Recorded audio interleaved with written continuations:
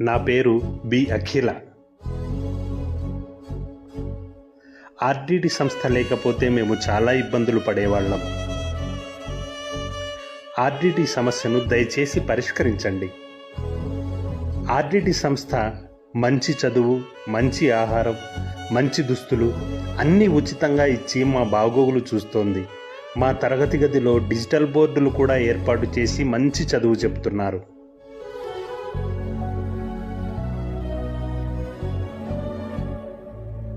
మాది చాలా పేద కుటుంబం. మా అమ్మా నాన్నలకు కూడా మా భాష అర్థం కాదు.